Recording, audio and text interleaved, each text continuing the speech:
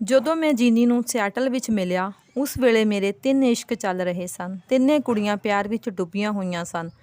ਤਿੰਨੇ ਵਫਾਦਾਰ, ਤਿੰਨੇ ਵੇਗਮਤੀਆਂ, ਤਿੰਨੇ ਕੌਲ ਕਰਾਰ ਦੀਆਂ ਪੂਰੀਆਂ। ਮੈਂ ਪਰੇਸ਼ਾਨ ਸਾਂ ਕਿ ਕਿਸ ਨਾਲ ਵਿਆਹ ਕਰਾਂ, ਕਿਸ ਨੂੰ ਲਾਰਾ ਲਾਵਾਂ, ਕਿਸ ਨੂੰ ਧੋਖਾ ਦੇਵਾਂ। ਮੈਂ ਯੂਨੀਵਰਸਿਟੀ ਆਫ ਵਾਸ਼ਿੰਗਟਨ ਵਿੱਚ ਭਾਰਤੀ ਨਾਟਕ ਪੜ੍ਹਾ ਰਿਹਾ ਸਾਂ। ਸ਼ਾਮ ਨੂੰ ਮੈਂ ਇੱਕ ਵਿਸ਼ੇਸ਼ ਕਲਾਸ ਪੰਜਾਬੀ ਸੱਭਿਆਚਾਰ ਬਾਰੇ ਸ਼ੁਰੂ ਕੀਤੀ ਜੋ ਹਫ਼ਤੇ ਵਿੱਚ 3 ਵਾਰ ਜੁੜਦੀ ਸੀ। ਦਰਅਸਲ ਇਹ ਕਲਾਸ 19 ਸਾਲ ਦੀ ਕੁੜੀ ਮਾਰਸ਼ਾ ਨੇ ਖਾਸ ਤੌਰ 'ਤੇ ਮੈਨੂੰ ਆਖ ਕੇ ਲਗਵਾਈ ਸੀ। ਮਾਰਸ਼ਾ ਆਪਣੇ ਜਾਬਰ ਬਾਪ ਤੋਂ ਤੰਗ ਸੀ ਅਤੇ ਸ਼ਾਮ ਮੇਰੇ ਨਾਲ ਬਿਤਾਉਣਾ ਚਾਹੁੰਦੀ ਸੀ। ਜੀਨੀ ਨੇ ਇਸ਼ਤਿਹਾਰ ਪੜ੍ਹਿਆ ਅਤੇ ਉਹ ਵੀ ਇਸ ਕਲਾਸ ਵਿੱਚ ਦਾਖਲ ਹੋ ਗਈ। ਉਹ ਯੂਨੀਵਰਸਿਟੀ ਦੇ ਇੱਕ ਵਿਭਾਗ ਵਿੱਚ ਕੰਮ ਕਰ ਰਹੀ ਸੀ। ਇੱਕ ਦਿਨ ਮਾਰਸ਼ਾ ਕਲਾਸ ਵਿੱਚ ਨਾ ਆਈ। ਮੈਂ ਆਪਣੇ ਘਰ ਵਾਪਸ ਆਉਂਦਿਆਂ ਜੀਨੀ ਨੂੰ ਆਪਣੀ ਕਾਰ ਵਿੱਚ ਲਿਫਟ ਦਿੱਤੀ। ਉਸਨੇ ਮੇਰਾ ਸ਼ੁਕਰੀਆ ਅਦਾ ਕੀਤਾ ਅਤੇ 1 ਮਿੰਟ ਰੁਕਣ ਲਈ ਆਖਿਆ। ਉਹ ਦੌੜ ਕੇ ਆਪਣੇ ਅਪਾਰਟਮੈਂਟ ਵਿੱਚ ਗਈ ਜੋ ਇੱਕ ਵੀਰਾਨ ਬਾਗ ਵਿੱਚ ਸੀ ਅਤੇ ਛੇਤੀ ਹੀ ਇੱਕ ਨਿੱਕਾ ਜਿਹਾ ਪੈਕਟ ਲੈ ਕੇ ਮੁੜੀ। ਬੋਲੀ, ਲਓ, ਇਹ ਘਰ ਦਾ ਬਣਾਇਆ ਕੇਕ ਹੈ, ਮੈਂ ਬਣਾਇਆ ਸੀ। ਤੁਹਾਨੂੰ ਬਾਜ਼ਾਰੀ ਕੇਕ ਨਹੀਂ ਖਾਣੇ ਚਾਹੀਦੇ। ਇਹ ਆਖ ਕੇ ਉਹ ਚਲੀ ਗਈ। ਇੱਕ ਦਿਨ ਉਹ ਮੇਰੇ ਅਪਾਰਟਮੈਂਟ ਵਿੱਚ ਆਈ ਅਤੇ ਮੇਰੇ ਅਣਧੋਤੇ ਕੱਪੜਿਆਂ ਦੀ ਗਠੜੀ ਬੰਨ੍ਹ ਕੇ ਲੈ ਗਈ। ਦੂਜੇ ਦਿਨ ਉਹ ਕੱਪੜਿਆਂ ਨੂੰ ਮਸ਼ੀਨ ਵਿੱਚ ਧੋ ਕੇ ਅਤੇ ਚੰਗੀ ਤਰ੍ਹਾਂ ਪ੍ਰੈਸ ਕਰਕੇ ਲੈ ਆਈ। ਜਦੋਂ ਜਾਣ ਲੱਗੀ ਤਾਂ ਮੈਂ ਪੁੱਛਿਆ, ਮੈਂ ਤੈਨੂੰ ਛੱਡ ਆਵਾਂ? ਉਹ ਬੋਲੀ, ਨਹੀਂ, ਮੈਨੂੰ ਪੈਦਲ ਚੱਲਣਾ ਬਹੁਤ ਚੰਗਾ ਲੱਗਦਾ। ਜੀਨੀ ਨੂੰ ਪੈਦਲ ਸੈਰ ਕਰਨ ਦਾ ਸ਼ੌਕ ਸੀ। ਉਸਦੀਆਂ ਲੱਤਾਂ ਲੰਮੀਆਂ ਅਤੇ ਚੌਲ ਵਿੱਚ ਤੇਜ਼ੀ ਅਤੇ ਲਚਕ ਸੀ। ਉਹ ਚਾਹੁੰਦੀ ਸੀ ਕਿ ਨਿਊਯਾਰਕ ਵਿੱਚ ਜਾ ਕੇ ਸ਼ਿਕਾਰੀ ਕੁੱਤਿਆਂ ਨੂੰ ਸੈਰ ਕਰਾਉਣ ਦਾ ਕੰਮ ਕਰੇ। ਤਨਖਾਹ $3 ਫੀ ਘੰਟਾ। ਇਸ ਦੇ ਨਾਲ ਹੀ ਚਮੜੇ ਦਾ ਪਤਲਾ ਖੂਬਸੂਰਤ ਕੋਟ, ਲੰਮੀਆਂ ਖੂਬਸੂਰਤ ਸਿਆਹ ਜੁਰਾਬਾਂ, ਮੇਮਣੇ ਦੀ ਖੱਲ ਅਤੇ ਉੱਚੇ ਕਾਲੇ ਬੂਟ ਮਿਲਦੇ। ਉਹ ਇਹਨਾਂ ਸ਼ਿਕਾਰੀ ਪਾਲਤੂ ਕੁੱਤਿਆਂ ਨੂੰ ਸੈਰ ਕਰਾਉਣ ਲੈ ਜਾਣ ਬਾਰੇ ਸੋਚਦੀ। ਅਮੀਰ ਆਦਮੀਆਂ ਦੇ ਘਰਾਂ ਵਿੱਚ ਡੱਕੇ ਹੋਏ ਅਲਸੇਸ਼ੀਅਨ ਅਤੇ ਬੁਲਡੌਗਾਂ ਨੂੰ ਬਾਹਰ ਕੌਣ ਲਿਜਾਂਦਾ? ਅਮੀਰਾਂ ਨੂੰ ਇਤਨੀ ਵੇਲ ਕਿੱਥੇ? ਉਹ ਇਹਨਾਂ ਖੌਫਨਾਕ ਕੁੱਤਿਆਂ ਨੂੰ ਸੰਗਲੀ ਨਾਲ ਬੰਨੀ ਬੇਧੜਕ ਨਿਊਯਾਰਕ ਦੀਆਂ ਸੜਕਾਂ ਉੱਤੇ ਸੈਰ ਕਰਾਉਣ ਦੇ ਖਾਬ ਲੈਂਦੀ। ਇਸ ਤਰ੍ਹਾਂ ਇਹ ਕੁੱਤੇ ਉਸਦੀ ਰਾਖੀ ਵੀ ਕਰ ਸਕਦੇ ਸਨ, ਕਿਸੇ ਗੁੰਡੇ ਦੀ ਮਜਾਲ ਕਿ ਉਸਨੂੰ ਛੇੜ ਸਕੇ। ਨਾਲੇ ਉਸਦਾ ਆਪਣਾ ਪੈਦਲ ਸੈਰ ਕਰਨ ਦਾ ਚਾਅ ਵੀ ਪੂਰਾ ਹੋ ਜਾਏਗਾ ਅਤੇ ਨਾਲੇ ਪੈਸੇ ਵੀ ਬਹੁਤੇ ਮਿਲਣਗੇ। ਕੰਮ ਯੂਨੀਵਰਸਿਟੀ ਦੇ ਵਿਭਾਗ ਵਿੱਚ ਕੁਰਸੀ 'ਤੇ ਬੈਠ ਕੇ 8 ਘੰਟੇ ਕੰਮ ਕਰਨ ਤੋਂ ਇਹ ਸੈਰ ਕਰਨ ਵਾਲਾ ਕੰਮ ਕਿਤੇ ਚੰਗਾ ਸੀ। ਜੀਨੀ ਇਕੱਲੀ ਰਹਿੰਦੀ ਸੀ। 18 ਸਾਲ ਦੀ ਉਮਰ ਪਿੱਛੋਂ ਅਮਰੀਕਾ ਵਿੱਚ ਕੋਈ ਕੁੜੀ ਆਪਣੇ ਘਰ ਨਹੀਂ ਰਹਿੰਦੀ। ਸਭ ਆਪਣੇ ਮਾਪਿਆਂ ਤੋਂ ਅਲੱਗਾ ਫਲੈਟ ਲੈ ਕੇ ਕਿਸੇ ਸਹੇਲੀ ਨਾਲ ਜਾਂ ਦੋਸਤ ਨਾਲ ਰਹਿੰਦੀਆਂ ਹਨ। ਉੱਥੇ ਕੋਈ ਬਾਬਲ ਦਾ ਵਿਹੜਾ ਨਹੀਂ। ਸਗੋਂ ਜੇ ਕੋਈ ਕੁੜੀ ਮਾਪਿਆਂ ਨਾਲ ਹੀ ਰਹਿੰਦੀ ਰਹੇ ਤਾਂ ਉਹ ਇਤਨੀ ਹੀ ਅਜੀਬ ਅਤੇ ਜਿੱਲਤ ਵਾਲੀ ਗੱਲ ਹੈ ਜਿਵੇਂ ਪੰਜਾਬ ਦੇ ਪਿੰਡ ਵਿੱਚ ਕੋਈ ਜਵਾਨ ਕੁੜੀ ਮਾਪਿਆਂ ਤੋਂ ਵੱਖਰੀ ਹੋ ਕੇ ਕੋਈ ਚੁਬਾਰਾ ਲੈ ਕੇ ਰਹਿਣ ਲੱਗ ਪਵੇ। ਜੀਨੀ ਦੇ ਮਾਤਾ ਪਿਤਾ ਸਿਆਟਲ ਵਿੱਚ ਰਹਿੰਦੇ ਸਨ, ਵਾਸ਼ਿੰਗਟਨ ਝੀਲ ਤੋਂ ਪਾਰ। ਪਰ ਮੈਨੂੰ ਇਸ ਦਾ ਨਹੀਂ ਸੀ ਪਤਾ। ਮੈਨੂੰ ਇਹ ਵੀ ਨਹੀਂ ਸੀ ਪਤਾ ਕਿ ਉਸਦਾ ਪਿਤਾ ਇੱਕ ਵੱਡੇ ਨੈਸ਼ਨਲ ਬੈਂਕ ਦਾ ਵਾਈਸ ਪ੍ਰੈਜ਼ੀਡੈਂਟ ਸੀ। ਜੀਨੀ ਨੇ ਕਦੇ ਆਪਣੇ ਘਰ ਦੀ ਗੱਲ ਨਹੀਂ ਸੀ ਕੀਤੀ। ਕਈ ਵਾਰ ਮੈਂ ਅਤੇ ਜੀਨੀ ਇੱਕ ਛੋਟੇ ਜਿਹੇ ਕੈਫੇ ਵਿੱਚ ਜਾਂਦੇ ਅਤੇ ਅਸੀਂ ਉੱਥੇ ਕਈ ਘੰਟੇ ਬੈਠਦੇ। ਉਹ ਚਾਕਲੇਟ ਆਈਸਕ੍ਰੀਮ ਦਾ ਆਰਡਰ ਦਿੰਦੀ ਅਤੇ ਮੈਂ ਕੌਫੀ ਦਾ। ਉਹ ਚੰਗੀ ਖੁਰਾਕ ਬਾਰੇ ਮੈਨੂੰ ਪ੍ਰੇਰਦੀ, ਆਖਦੀ ਕਿ ਮੈਨੂੰ ਤਲੀਆਂ ਹੋਈਆਂ ਚੀਜ਼ਾਂ ਅਤੇ ਡਬਲ ਰੋਟੀ ਘੱਟ ਖਾਣੀ ਚਾਹੀਦੀ ਹੈ।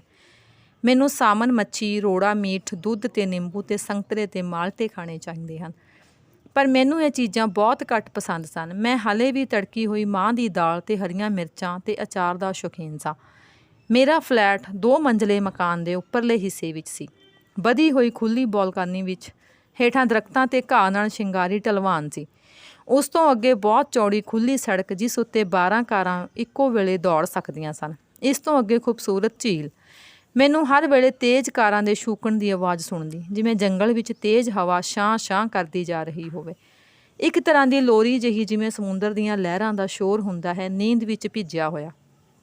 ਮੈਂ ਇਕੱਲਾ ਬੈਠਾ ਖਿੜਕੀ ਵਿੱਚੋਂ ਝੀਲ ਨੂੰ ਤੱਕਦਾ, ਝਿੱਕੀਆਂ ਪਹਾੜੀਆਂ ਦੀਆਂ ਢਲਵਾਨਾਂ ਅਤੇ ਉੱਚੀ ਸਪੇਸ ਨੀਡਲ ਨੂੰ ਦੇਖਦਾ ਜਿਸ ਉੱਤੇ ਇੱਕ ਗੋਲ ਰੈਸਟੋਰੈਂਟ ਕੀੜੀ ਦੀ ਚਾਲ ਘੁੰਮਦਾ। ਬਿਜਲੀ ਦੇ ਅਣਗਿਣਤ ਲਾਟੂ 20 ਮੀਲ ਦੀ ਵਾਦੀ ਵਿੱਚ ਟਿਮਕਦੇ। ਮੈਂ ਇਸ ਦ੍ਰਿਸ਼ ਨੂੰ ਤੱਕਦਾ ਹੋਇਆ ਇਕੱਲ ਮਹਿਸੂਸ ਨਾ ਕਰਦਾ। ਟੈਲੀਫੋਨ ਮੇਰਾ ਸਾਥੀ ਸੀ, ਮੇਰੀ ਲੰਮੀ ਬਾਂਹ। ਇਸ ਰਾਹੀਂ ਮੈਂ ਦੂਰ ਬੈਠੇ ਲੋਕਾਂ ਨੂੰ ਮਹਿਸੂਸ ਕਰ ਸਕਦਾ ਸਾਂ, ਉਹਨਾਂ ਨੂੰ ਛੂਹ ਸਕਦਾ ਸਾਂ, ਉਹਨਾਂ ਦੀ ਆਵਾਜ਼ ਸੁਣ ਸਕਦਾ ਸਾਂ ਅਤੇ ਜਿਸ ਨੂੰ ਚਾਹੁੰਦਾ ਉਸ ਨਾਲ ਗੱਲ ਕਰ ਸਕਦਾ ਸਾਂ। ਮੈਂ ਜੀਨੀ ਨੂੰ ਆਖਿਆ ਸੀ ਕਿ ਉਹ ਮੈਨੂੰ ਕਦੇ ਟੈਲੀਫੋਨ ਨਾ ਕਰੇ, ਨਾ ਹੀ ਉਹ ਬਿਨਾਂ ਦੱਸੇ ਕਦੇ ਆਵੇ। ਮੈਂ ਨਹੀਂ ਸੀ ਚਾਹੁੰਦਾ ਕਿ ਕਿਸੇ ਨੂੰ ਮੇਰੇ ਅਤੇ ਉਸਦੇ ਰਿਸ਼ਤੇ ਬਾਰੇ ਪਤਾ ਚੱਲੇ। ਉਸ ਨੇ ਮੇਰੇ ਕਹਿਣ ਦਾ ਆਦਰ ਕੀਤਾ। ਉਹ ਆਪਣੇ ਅਪਾਰਟਮੈਂਟ ਵਿੱਚ ਬੈਠੀ ਸ਼ਾਮ ਨੂੰ ਅਕਸਰ ਮੇਰਾ ਇੰਤਜ਼ਾਰ ਕਰਦੀ। ਉਸਦਾ ਅਪਾਰਟਮੈਂਟ 1.5 ਕਮਰੇ ਦਾ ਸੀ। ਇੱਕ ਲੰਮਾ ਕਮਰਾ ਜਿਸ ਵਿੱਚ ਉਸਦਾ ਬਿਸਤਰ, ਲਿਖਣ ਪੜ੍ਹਨ ਵਾਲੀ ਮੇਜ਼, 2 ਕੁਰਸੀਆਂ, ਸੈਲਫ ਅਤੇ ਹੋਰ ਨਿੱਕਾ ਮੋਟਾ ਸਮਾਨ। ਕਮਰੇ ਵਿੱਚ ਕਾਲੀਨ ਵਿਛਿਆ ਹੋਇਆ ਸੀ। ਇੱਕ ਨਿੱਕਾ ਜਿਹਾ ਕਿਚਨ ਸੀ ਜਿਸ ਵਿੱਚ ਫਰਿੱਜ, ਬਿਜਲੀ ਦਾ ਚੁੱਲ੍ਹਾ ਅਤੇ ਲੋੜੀਂਦਾ ਸਮਾਨ ਸੀ। ਉਸਨੇ ਮੈਨੂੰ ਆਪਣੇ ਕਮਰੇ ਦੇ ਵੱਡੇ ਹਾਲ ਦੇ ਬੂਹੇ ਦੀ ਡਬਲ ਚਾਬੀ ਦੇ ਦਿੱਤੀ। ਕਈ ਵਾਰ ਮੈਂ ਚਿਰਕਾ ਰਾਤ ਨੂੰ ਜਾਂਦਾ ਤਾਂ ਉਹ ਬੈਠੀ ਸਵੈਟਰ ਬੁਣਦੀ ਹੋਈ ਕੋਈ ਕਿਤਾਬ ਪੜ੍ਹ ਰਹੀ ਹੁੰਦੀ। ਇੱਕ ਦਿਨ ਮੈਂ ਉਸਨੂੰ ਆਖਿਆ ਕਿ ਸ਼ਾਮ ਨੂੰ ਖਾਣੇ ਉੱਤੇ ਆਵਾਂਗਾ। ਅਚਾਨਕ ਮਾਰਸ਼ਾ ਮੈਨੂੰ ਮਿਲਣ ਆ ਗਈ ਤੇ ਅੱਧੀ ਰਾਤ ਤੱਕ ਰਹੀ। ਉਹ ਇੱਕ ਜੰਗਲੀ ਬਿੱਲੀ ਵਾਂਗ ਕਾਲੀਨ ਉੱਤੇ ਲੇਟੀ ਸਿਗਰਟ ਪੀ ਰਹੀ ਸੀ। ਮੇਰਾ ਟੇਬਲ ਲੈਂਪ ਲਾਲ ਰੋਸ਼ਨੀ ਸੁੱਟ ਰਿਹਾ ਸੀ। ਇਹ ਟੇਬਲ ਲੈਂਪ ਮੈਂ ਇੱਕ ਕਬਾੜੀ ਤੋਂ ਮੁੱਲ ਲਿਆ ਸੀ ਤੇ ਇਸਦੀ ਚਿਮਨੀ ਉੱਤੇ ਲਾਲ ਪੇਂਟ ਕਰ ਦਿੱਤਾ ਸੀ। ਟੈਲੀਫੋਨ ਦੀ ਘੰਟੀ ਕਈ ਵਾਰ ਵੱਜੀ ਪਰ ਮੈਂ ਇਸ ਨੂੰ ਨਾ ਚੁੱਕਿਆ। ਇਸ ਦੀ ਘੰਟੀ ਤੋਂ ਮੈਂ ਅੰਦਾਜ਼ਾ ਲਾ ਲਿਆ ਕਿ ਇਹ ਜੀਨੀ ਸੀ। ਮੇਰੇ ਅੰਦਰ ਇੱਕ ਸੂਖਮ ਸ਼ਕਤੀ ਪੈਦਾ ਹੋ ਗਈ ਸੀ, ਇੱਕ ਯੋਗ ਸਾਧਨਾ, ਇੱਕ ਪ੍ਰਕਾਰ ਦੀ ਅਦੁੱਤੀ ਪ੍ਰਭੌਤਿਕ ਭਾਪਣ ਸ਼ਕਤੀ ਜੋ ਟੈਲੀਫੋਨ ਦੀ ਟਰਨ ਟਰਨ ਤੋਂ ਹੀ ਅਨੁਮਾਨ ਲਾ ਲੈਂਦੀ ਕਿ ਇਹ ਕਿਸ ਦਾ ਟੈਲੀਫੋਨ ਸੀ। ਟੈਲੀਫੋਨ ਦਾ ਯੰਤਰ ਇੱਕ ਨਿੱਕੇ ਜਿਹੇ ਕਤੂਰੇ ਵਾਂਗ ਭੌਂਕਦਾ ਤੇ ਮੈਂ ਸਮਝ ਜਾਂਦਾ ਕਿ ਕੌਣ ਮੈਨੂੰ ਬੁਲਾ ਰਿਹਾ ਹੈ। ਮੈਨੂੰ ਟੈਲੀਫੋਨ ਦੀ ਟਰਨ ਟਰਨ ਦੀ ਜਜ਼ਬਾਤੀ ਟੋਨ ਦੀ ਪਰਖ ਸੀ। ਇਹ ਟੋਨ ਹੁਕਮ ਦੇ ਰਹੀ ਹੈ, ਮਿੰਨਤਾਂ ਕਰ ਰਹੀ ਹੈ, ਘੂਰੀ ਵੱਟ ਰਹੀ ਹੈ, ਪਿਆਰ ਕਰ ਰਹੀ ਹੈ ਜਾਂ ਗੁੱਸੇ ਵਿੱਚ ਝਿੜਕ ਰਹੀ ਹੈ। ਮੇਰੀ ਇੱਕ ਦੋਸਤ ਜੂਡੀ ਮੈਨੂੰ 2000 ਮੀਲ ਦੇ ਫਾਸਲੇ ਤੋਂ ਟੈਲੀਫੋਨ ਕਰਦੀ ਤਾਂ ਮੈਂ ਫੌਰਨ ਹੀ ਟੈਲੀਫੋਨ ਦੀ ਮੁਲਾਇਮ ਮਖਮਲੀ ਟੋਨ ਨੂੰ ਪਛਾਣ ਲੈਂਦਾ। ਪਰ ਹੁਣ ਇਹ ਟੈਲੀਫੋਨ ਜੀਨੀ ਦਾ ਸੀ। ਬਾਰ-ਬਾਰ ਉਹੀ ਜਜ਼ਬਾ, ਉਹੀ ਤਰਲਾ, ਉਹੀ ਮਿੱਠੀ ਸਨਸਨੀ। ਇਹ ਜ਼ਰੂਰ ਜੀਨੀ ਸੀ ਪਰ ਮੈਂ ਕਮਰੇ ਵਿੱਚ ਨਹੀਂ ਸਾਂ। ਅੱਧੀ ਰਾਤ ਯਕਦਮ ਮੈਨੂੰ ਚਿੰਤਾ ਹੋਈ ਤੇ ਆਪਣੇ ਗੁਨਾਹ ਦਾ ਅਹਿਸਾਸ। ਮੈਂ ਮਾਰਸ਼ਾ ਨੂੰ 14 ਮੀਲ ਦੂਰ ਖਾੜੀ ਦੇ ਪੁਲ ਤੋਂ ਪਾਰ ਛੱਡ ਕੇ ਤੇਜ਼ ਕਾਰ ਵਿੱਚ ਢਲਵਾਨਾ ਉੱਤੋਂ ਦੀ ਹੁੰਦਾ ਹੋਇਆ ਰਾਤ ਦੇ 1 ਵਜੇ ਜੀਨੀ ਦੇ ਅਪਾਰਟਮੈਂਟ ਵਿੱਚ ਪੁੱਜਾ। ਨਿੱਕੀ ਨਿੱਕੀ ਬਾਰਿਸ਼ ਹੋ ਰਹੀ ਸੀ ਤੇ ਠੰਡ ਸੀ। ਮੈਂ ਵੱਡੇ ਹਾਲ ਕਮਰੇ ਦਾ ਦਰਵਾਜ਼ਾ ਖੋਲ੍ਹ ਕੇ ਅੰਦਰ ਗਿਆ ਤਾਂ ਉਸਦੇ ਕਮਰੇ ਦਾ ਬੂਹਾ ਖੋਲ੍ਹਿਆ। ਦੇਖਿਆ ਉਹ ਬੈਠੀ ਮੇਰੇ ਲਈ ਜੁਰਾਬਾਂ ਬੁਣ ਰਹੀ ਸੀ। ਉਹ ਦੌੜ ਕੇ ਮੇਰੇ ਗਲ ਲੱਗ ਗਈ ਤੇ ਸਿਸਕੀਆਂ ਲੈਂਦੀ ਹੋਈ ਆਖਣ ਲੱਗੀ, ਮੇਰੇ ਪਿਆਰੇ, ਮੈਨੂੰ ਬਹੁਤ ਫਿਕਰ ਸੀ। ਸ਼ਾਇਦ ਕੋਈ ਐਕਸੀਡੈਂਟ। ਤੂੰ ਕਿੱਥੇ ਸੀ? ਤੂੰ ਟੈਲੀਫੋਨ ਵੀ ਨਾ ਕੀਤਾ। ਮੈਂ ਬੈਠੀ ਉਡੀਕਦੀ ਰਹੀ ਤੇ ਮੈਨੂੰ ਡਰ ਲੱਗਣ ਲੱਗਾ। ਉਹ ਫੁੱਟ ਫੁੱਟ ਕੇ ਰੋਣ ਲੱਗੀ। ਮੈਂ ਉਸਨੂੰ ਘੁੱਟ ਕੇ ਪਿਆਰ ਕੀਤਾ, ਚੁੰਮਿਆਂ ਤੇ ਦਿਲਾਸਾ ਦਿੱਤਾ। ਫਿਰ ਉਹ ਖੁਸ਼ੀ ਨਾਲ ਹੱਸਣ ਲੱਗੀ। ਉਸਨੇ ਮੇਰੇ ਲਈ ਸੂਪ ਤਿਆਰ ਕੀਤਾ ਸੀ। ਮੈਂ ਖਾਣਾ ਖਾਣ ਬੈਠ ਗਿਆ। ਇਹ ਉਸ ਸ਼ਾਮ ਦਾ ਮੇਰਾ ਤੀਜਾ ਖਾਣਾ ਸੀ। ਮੈਂ ਉਹਦੀ ਭਾਵਨਾ ਤੋਂ ਬਹੁਤ ਮੁਤਾਸਰ ਹੋਇਆ। ਉਸ ਰਾਤ ਮੈਂ ਉਸ ਨਾਲ ਸ਼ਾਦੀ ਕਰਨ ਦਾ ਫੈਸਲਾ ਕਰ ਲਿਆ। ਮੈਂ ਜੀਨੀ ਦੀ ਸ਼ਕਲ ਨੂੰ ਸਹੀ ਤਰ੍ਹਾਂ ਬਿਆਨ ਨਹੀਂ ਕਰ ਸਕਦਾ। ਉਸਦੀ ਸੁੰਦਰਤਾ ਵਿੱਚ ਕਿਸੇ ਦਗਦੀ ਹੋਈ ਬੇਗ ਭਰੀ ਸੁੰਦਰੀ ਦਾ ਨਸ਼ਾ ਨਹੀਂ ਸੀ, ਸਗੋਂ ਉਸਦਾ ਹੁਸਨ ਇਸ ਤਰ੍ਹਾਂ ਸੀ ਜਿਵੇਂ ਜਾਲੀਦਾਰ ਪਰਦੇ ਵਿੱਚ ਡੁੱਬਦੇ ਸੂਰਜ ਦੀ ਰੋਸ਼ਨੀ ਛਣ ਰਹੀ ਹੋਵੇ।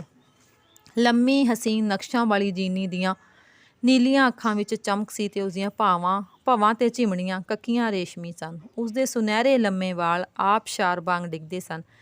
ਉਹ ਰਾਤ ਨੂੰ ਸੌਣ ਤੋਂ ਪਹਿਲਾਂ ਇੱਕ 100 ਵਾਰ ਵਾਲਾਂ ਨੂੰ ਬੁਰਸ਼ ਨਾਲ ਵਾਹੁੰਦੀ ਸੀ, ਜਿਸ ਕਰਕੇ ਵਾਲਾਂ ਵਿੱਚ ਇੱਕ ਸੁਨਹਿਰੀ ਭਾਅ ਮਾਰਦੀ ਸੀ।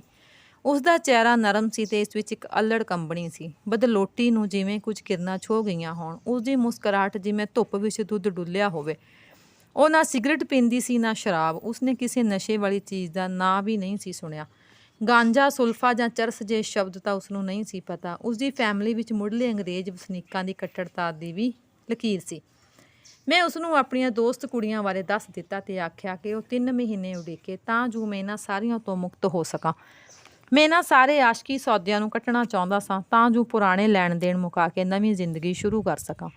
ਹੌਲੀ ਹੌਲੀ ਮੈਂ ਸਭ ਕੁੜੀਆਂ ਤੋਂ ਆਪਣਾ ਨਾਤਾ ਤੋੜ ਲਿਆ। ਮਾਰਸ਼ਾ ਨੂੰ ਸਖਤ ਸਦਮਾ ਪਹੁੰਚਿਆ। ਉਸਨੇ ਖੁਦਕੁਸ਼ੀ ਕਰਨੀ ਚਾਹੀ। ਉਸਦੇ ਮਾਤਾ ਪਿਤਾ ਉਸਨੂੰ ਕੁਝ ਦਿਨਾਂ ਵਾਸਤੇ ਇੱਕ ਟਾਪੂ 'ਤੇ ਲੈ ਗਏ ਤਾਂ ਕਿ ਉਸਦਾ ਦਿਲ ਬਹਿਲ ਸਕੇ। ਮੈਨੂੰ ਉਸ ਤੋਂ ਉੱਥੋਂ ਟੈਲੀਫੋਨ ਕੀਤੇ ਤੇ ਰੋ ਰੋ ਕੇ ਮੇਰੇ ਹਾੜੇ ਕੱਢੇ। ਪਤਾ ਨਹੀਂ ਮੈਂ ਕਿਉਂ ਇਤਨਾ ਸਖਤ ਦਿਲ ਹੋ ਗਿਆ। ਮੈਂ ਇਹੋ ਆਖਿਆ ਕਿ ਉਹ ਮੈਥੋਂ ਕੋਈ ਆਸ ਨਾ ਰੱਖੇ। ਉਸੇ ਰਾਤ ਮਾਰਸ਼ਾ ਆਪਣੀ ਝੁੱਗੀ ਵਿੱਚੋਂ ਨਿਕਲੀ ਤੇ ਸਮੁੰਦਰ ਦੇ ਕੰਢੇ ਤੁਰਦੀ ਗਈ, ਜਿੱਥੇ ਕਾਲੀਆਂ ਲਹਿਰਾਂ ਉਛਲ ਉਛਲ ਕੇ ਅੱਗੇ ਵਧ ਰਹੀਆਂ ਸਨ। ਅੱਧੇ ਘੰਟੇ ਪਿੱਛੋਂ ਮੈਨੂੰ ਫੇਰ ਟੈਲੀਫੋਨ ਆਇਆ ਉਸਦੀ ਮਾਂ ਦਾ। ਉਸਨੇ ਮੈਨੂੰ ਗਾਲਾਂ ਕੱਢਦੀ ਹੋਈ ਨੇ ਧਮਕੀ ਦਿੱਤੀ ਕਿ ਜੇ ਉਸਦੀ ਕੁੜੀ ਨੂੰ ਕੁਝ ਹੋ ਗਿਆ ਤਾਂ ਇਸ ਦਾ ਜ਼ਿੰਮੇਵਾਰ ਮੈਂ ਹੋਵਾਂਗਾ। ਮਾਰਸ਼ਾ ਵਾਪਸ ਨਾ ਆਈ। ਉਸਦਾ ਬਾਪ 2 ਪਹਿਰੇਦਾਰਾਂ ਨੂੰ ਲੈ ਕੇ ਉਸਦੀ ਤਲਾਸ਼ ਵਿੱਚ ਨਿਕਲਿਆ। ਉਹਨਾਂ ਦੇ ਹੱਥ ਵਿੱਚ ਦੂਰ ਤੀਕ ਮਾਰ ਕਰਨ ਵਾਲੀਆਂ ਟਾਰਚਾਂ ਸਨ। ਉਹਨਾਂ ਨੇ ਦੇਖਿਆ ਕਿ ਮਾਰਸ਼ਾ ਗੋਡਿਆਂ 'ਤੇ ਇੱਕ ਪਾਣੀ ਵਿੱਚ ਤੁਰੀ ਜਾ ਰਹੀ ਸੀ ਤੇ ਉਹਨਾਂ ਨੇ ਉਸ ਨੂੰ ਬਚਾ ਲਿਆ। ਜਿਨੀ ਨਾਲ ਮੇਰੀ ਸ਼ਾਦੀ ਹੋਈ। ਇਸ ਦੀ ਰਸਮ ਗ੍ਰੀਨ ਲੇਕ ਦੇ ਕੰਢੇ ਇੱਕ ਮੈਜਿਸਟ੍ਰੇਟ ਦੀ ਕੋਠੀ ਵਿੱਚ ਹੋਈ। ਉਸਨੇ ਤਿੱਲੇ ਵਾਲੀ ਬਨਾਰਸੀ ਸਾੜੀ ਪਹਿਨੀ ਹੋਈ ਸੀ, ਅੱਖਾਂ ਵਿੱਚ ਕੱਜਲ, ਮੱਥੇ ਉੱਤੇ ਲਾਲ ਬਿੰਦੀ ਤੇ ਭਵਾਂ ਉੱਤੇ ਦੋਹੀਂ ਪਾਸੀ ਚੰਦਨ ਦੀਆਂ ਟਿਮਕਣੀਆਂ। ਮੈਂ ਉਸਦੇ ਮਾਤਾ ਪਿਤਾ ਨੂੰ ਪਹਿਲੀ ਵਾਰ ਮਿਲਿਆ। ਸ਼ਾਦੀ ਦੀ ਰਸਮ ਉੱਤੇ ਥੀਏਟਰ ਦੇ 9 ਕਲਾਕਾਰ ਮੁੰਡੇ ਕੁੜੀਆਂ ਸਨ। ਮੈਜਿਸਟ੍ਰੇਟ ਨੇ ਸ਼ਾਦੀ ਦੀ ਕਸਮ ਖਵਾਉਂਦੇ ਹੋਏ ਸਾਨੂੰ ਆਖਿਆ ਕਿ ਅਸੀਂ ਉਸ ਦੇ ਸ਼ਬਦਾਂ ਨੂੰ ਦੁਹਰਾਈਏ।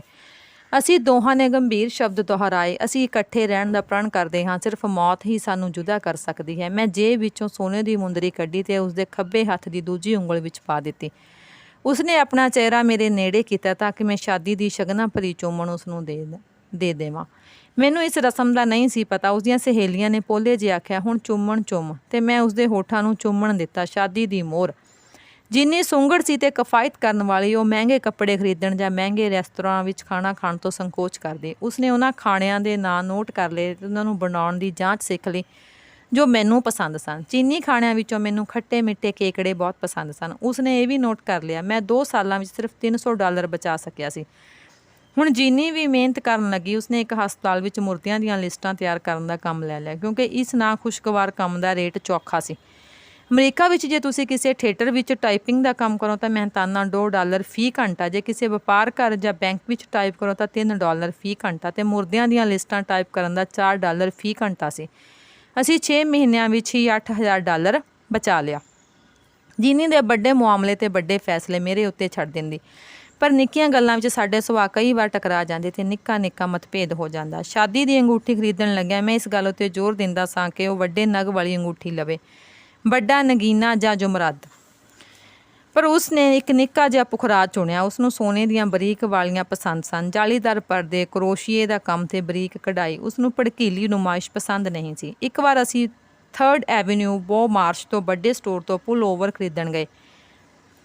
ਵੱਡੀ ਕਲੀਅਰੈਂਸ ਸੇਲ ਲੱਗੀ ਹੋਈ ਸੀ। ਮੇਜ਼ਾਂ ਉੱਤੇ ਸਵੈਟਰਾਂ, ਪੁੱਲ ਓਵਰਾਂ ਤੇ ਕਾਰਡੀਗਨਾਂ ਦੇ ਢੇਰ ਲੱਗੇ ਹੋਏ ਸਨ। ਤੀਵੀਆਂ ਇਹਨਾਂ ਊਨੀ ਰੂੜੀਆਂ ਨੂੰ ਫਰੋਲ ਰਹੀਆਂ ਸਨ। ਉਹ ਚੁੱਕ ਕੇ ਸਵੈਟਰਾਂ ਨੂੰ ਟਰਾਈ ਕਰ ਰਹੀਆਂ ਸਨ, ਸੁੱਟ ਰਹੀਆਂ ਸਨ, ਖਿੱਚ ਰਹੀਆਂ ਸਨ ਤੇ ਮਾਲ ਨੂੰ ਉਥਲ-ਪੁਥਲ ਕਰ ਰਹੀਆਂ ਸਨ। ਜੀਨੀ ਆਪਣੇ ਲਈ ਕਿਸੇ ਨਰਮ ਰੰਗ ਦਾ ਪੁੱਲ ਓਵਰ ਚੁਣ ਰਹੀ ਸੀ, ਬਦਾਮੀ, ਭੂਰਾ, ਹਲਕਾ ਸਲੇਟੀ ਜਾਂ ਹਵਾ ਪਿਆਜੀ। ਮੈਂ ਇੱਕ ਸਵੈਟਰ ਦੀ ਲੰਮੀ ਚਿਤਕਬਰੀ ਬਾਂਹ ਦੇਖੀ ਤੇ ਇਸ ਨੂੰ ਖਿੱਚ ਲਿਆ। ਇਹ ਦੂਰੀ ਬੁਣਤੀ ਦਾ ਹੱਥ ਦਾ ਬੁਣਿਆ ਫੁੱਲੀਆਂ ਬਾਹਾਂ ਵਾਲਾ ਵੱਡਾ ਸਵੀਡਿਸ਼ ਪੁੱਲ ਓਵਰ ਸੀ। ਇਸ ਪੁੱਲ ਓਵਰ ਦੀ ਚਿੱਟੀ ਉੱਨ ਦੇ ਪਿੰਡੇ ਉੱਤੇ ਮੋਟੀਆਂ ਕਾਲੀਆਂ ਧਾਰੀਆਂ ਸਨ ਜੋ ਗਰਦਨ ਤੋਂ ਹੇਠਾਂ ਤੀਕ ਜਾਂਦੀਆਂ ਸਨ।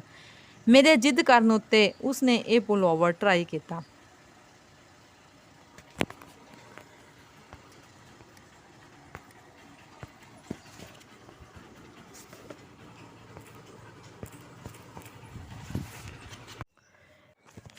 ਤੁਹਾਡਾ ਸਾਡੇ ਚੈਨਲ 'ਤੇ ਆਉਣ ਲਈ ਦਿਲੋਂ ਧੰਨਵਾਦ। ਜੇ ਤੁਹਾਨੂੰ ਇਹ ਸਵੈ-ਜੀਵਨੀ ਚੰਗੀ ਲੱਗੀ ਤਾਂ ਪਲੀਜ਼ ਕਮੈਂਟ ਕਰਕੇ ਜ਼ਰੂਰ ਦੱਸਿਓ ਤੇ ਚੈਨਲ ਨੂੰ ਜ਼ਰੂਰ ਸਬਸਕ੍ਰਾਈਬ ਕਰਿਓ। ਸ਼ੁਕਰੀਆ।